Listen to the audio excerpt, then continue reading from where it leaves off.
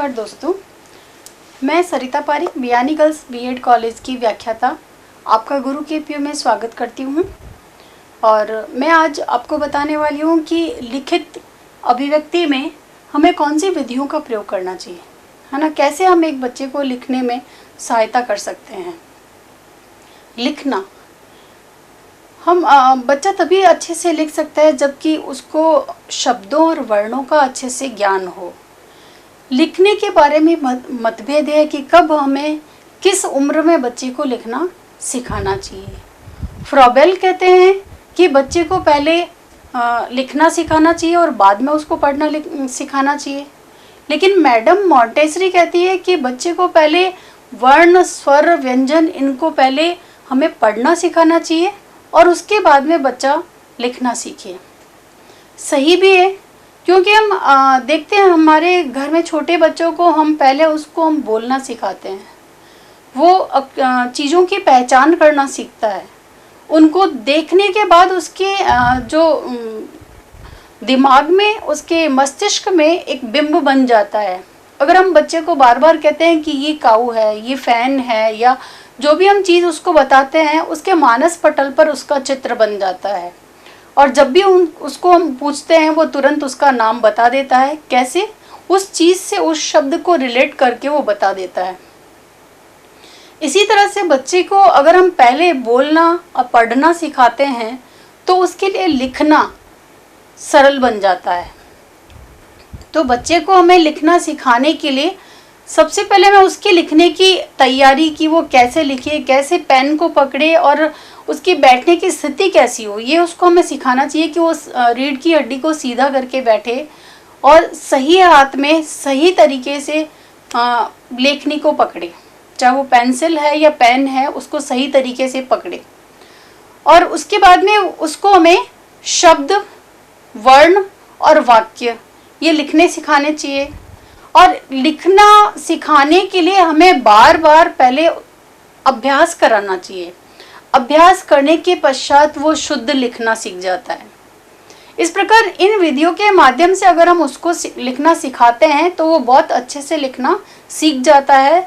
उसकी राइटिंग हम बहुत अच्छी बना सकते हैं। कैसे? जैसे अगर बच्चा लिख रहा है और अगर वो राइटिंग अच्छी नहीं लिख रहा है, वो वर्णों को सही तरीके से नहीं बना रहा है, और अगर हमने उस समय संशोधन नहीं किया, उसको सही रूप में लिखना नहीं सिखाया, तो बच्चे की राइटिंग अपने आप ही खराब बनती चली जाएगी।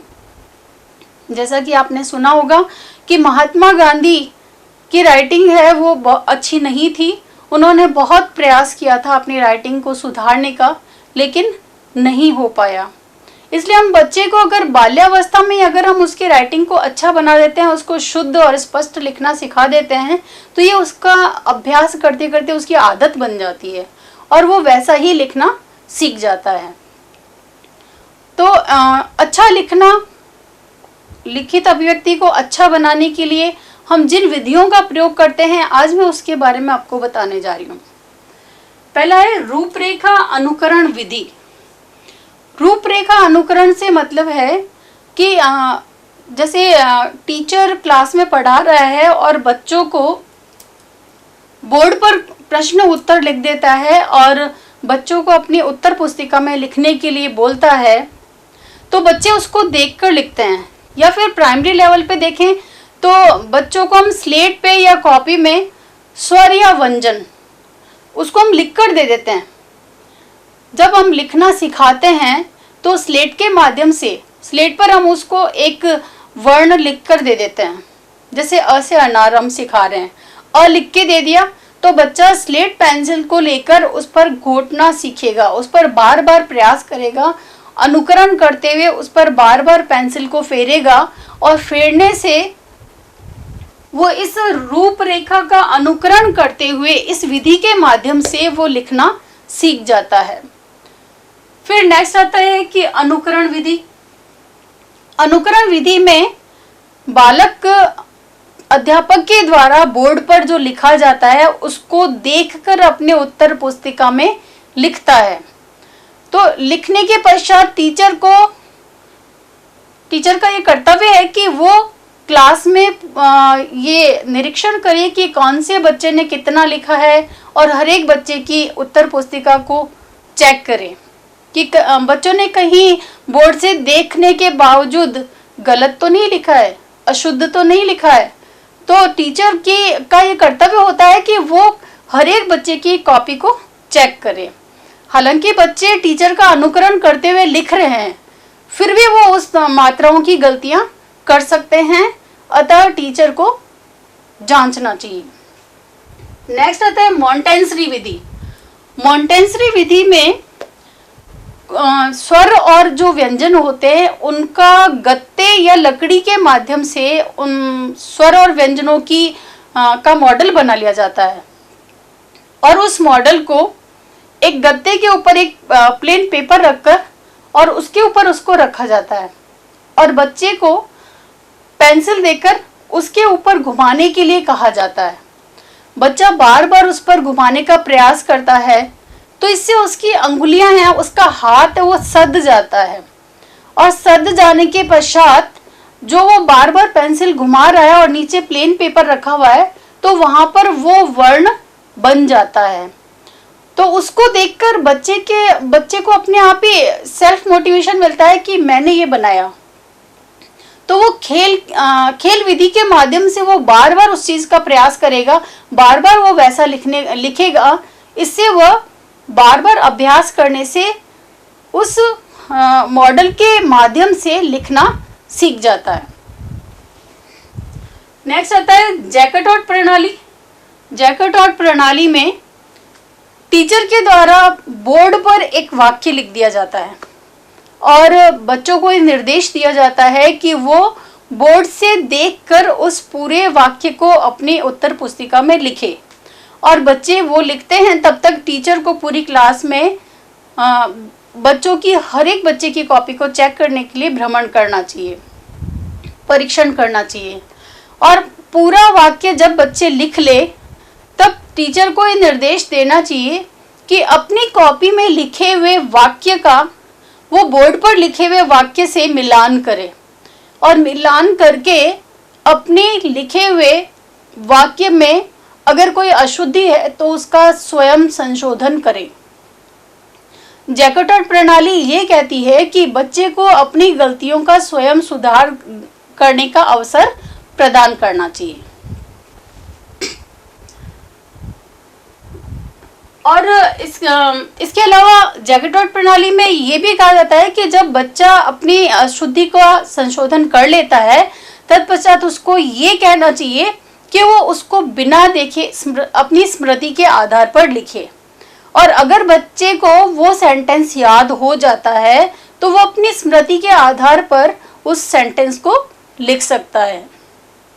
इस प्रकार इसके माध्यम से बच्चे अपना गलतियों का सुधार करना सीखते हैं और उनकी स्मृति है वो उसमें भी सुधार होता है कि वो उसको जल्दी से बहुत एकाग्रता से उसको वाक्य को पढ़ते हैं और उसको याद कर पाते हैं और बिना देखे उसको लिख पाते हैं। नेक्स्ट है पेस्टोलॉजी की रचनात्मक प्रणाली। इसके अंतर्गत जैसे कुछ अक्षरों को गत्ते या हार्डबोर्ड से या फिर प्लास्टिक के बने होते हैं स्वर व्यंजन, तो उनको जोड़ा हुआ होता है, एक शब्द बनाया हुआ होता है। उस शब्द के अगर हम टुकड़े टुकड़े कर देते हैं, अलग अलग कर देते हैं और फिर बच्चे को हम कहते हैं सामने एक शब्द लिख देते हैं बोर्ड पर कि तुम इस शब्द को इन टुकड़ों का मिलान करके और शब्द बनाओ। तो बच्चा जो इतने सारे स्वर व्यंजन पड़े हैं उसके सामने ब्लॉक के रूप में, तो उस शब्द को देखकर उनको जोड़ेगा और जोड़कर शब्द बनाएगा और धीरे धीरे अगर हम उसको वाक्य भी लिख देते हैं तो वो उनको जोड़कर एक वाक्य या एक शब्द बनाने का प्रयास करेगा। इस प्रकार बच्चा पूरी एकाग्रता से उस कार्य को करना सीखेगा और अभ्यास करेगा कि जल्दी से वो उसको बना सके। उसके अंदर एक प्रतियोगी भावना भी जागृत हो जाएगी। इस प्रकार रचनात्मक प्रणाली के माध्यम से बच्चा शब्दों और वर्णों को बनाना सीखेगा। नेक्स्ट आता है चित्र विधि। चित्र विधि के माध्यम से हम बच्चे की लिखित अभिव्यक्ति को अच्छा बना सकते हैं। जैसे अपने लहर रूम अगर देखा हो, गवर्नमेंट स्कूल्स में तो होता है लहर रूम, जहाँ की या फिर प्ले ग्रुप स्कूल होते हैं, उसमें बच्चों के लिए पूरे चार्ट पूरी दीवारों पर लगे होते हैं, बहुत सारे चित्र बने होते हैं और नीचे कुछ टोकरियाँ रखी होती है, उनके अंदर ब्लॉक्स बने होते हैं या फिर हार्डबोर्ड या गत्ते के स्वर और व्यंजन, इनको वहाँ पर रखा जाता है। या फिर कुछ जैसे जोड़ने वाले खिलौने होते हैं बच्चों के, वैसे ही कुछ वहाँ पर सामग्री रखी जाती है जिससे कि बच्चा खेल खेल के माध्यम से सीख सके। चित्र में अगर मान लो कि सामने हमने फ्रूट्स का चित्र चार्ट लगा दिया और सामने बच्चे के हमने वो ब्लॉक रख दिए, गत्ते के बने हुए कुछ वर्णों के अंश हैं जिनको कि जोड़कर शब्द बनाना है, और हम बच्चे को कहते हैं कि इसमें देखो कि अ से अनार को देखो और उसको बनाओ, तो वो चित्र देखेगा और पहचानेगा कि हाँ ये अनार है, इसका नाम, ये चित्र अनार का है, और नीचे वो पढ़ने का प्रयास करेगा और पढ़ने के पश्चात नीचे वो उन वर्णों को ढूंढकर और उनको जोड़ेगा, जोड़कर वो शब्द बनाने का प्रयास करेगा। अर्थात बच्चा चित्र के साथ शब्द का मिलान करता है और शब्द के साथ चित्र का मिलान करता है। इस प्रकार दोनों का एक दूसरे का साथ मिलान करने के पश्चात उसको ये लगता है कि मैंने ये सही किया है, और इस प्रकार बच्चे के मन में, उसके नेत्र में, उसके मस्तिष्क में बिंब बन जाता है और वह उन वर्णों को लिखना और पढ़ना सीख जाता है। नेक्स्ट है मनोवैज्ञानिक विधि। मनोवैज्ञानिक विधि बहुत ही महत्वपूर्ण विधि है और इसके माध्यम से बच्चे को वाक्य को पूरी तरह से पढ़ना और लिखना सिखाया जाता है। जब बच्चा धीरे धीरे शब्दों को जोड़कर पहले छोटे छोटे वाक्य पढ़ना सीखता है, और सीखने के पश्चात फिर वो पहले साधारण वाक्य सीखेगा, फिर वो मिश्रित वाक्य सीखेगा, उसके बाद वो संयुक्त वाक्य सीखेगा, स्टेप बाय स्टेप। तो जब पहले हम बच्चे को वर्णों को जोड़कर शब्द बनाना सिखाएं, 2 वर्णों को जोड़कर शब्द बनाना, 3 वर्णों को जोड़कर शब्द बनाना, 4 वर्णों को जोड़कर शब्द बनाना, फिर एक छोटा सा सेंटेंस बनाना, तो अगर हम बच्चे को स्टेप बाय स्टेप सिखाते हैं तो वो बहुत आसानी से सीख जाता है। और जब वो बोलना सीख जाता है तब उसको हम धीरे धीरे एक पुस्तक के माध्यम से हम पढ़ना सिखाएं, और जब वो पढ़ना सीख जाता है तब वो लिखने के लिए तैयार हो जाता है। उसको वर्ण और शब्द लिखना बहुत अच्छा लगने लग जाता है और वह शुद्ध भाषा में स्पष्ट रूप से लिखना सीख जाता है। इस प्रकार इन विधियों के माध्यम से हम बच्चे की लिखित अभिव्यक्ति को अच्छा बना सकते हैं और उसकी राइटिंग को भी हम बहुत अच्छा बना सकते हैं। अगर हम बाल्यावस्था से ही बच्चे को उसकी गलतियों का एहसास करा दें, संशोधन कर दें, तो वह आगे चलकर न तो वो अशुद्ध बोलेगा और न ही अशुद्ध लिखेगा। धन्यवाद। अगर आपको मेरा वीडियो अच्छा लगा हो तो सब्सक्राइब करें, लाइक करें, शेयर करें।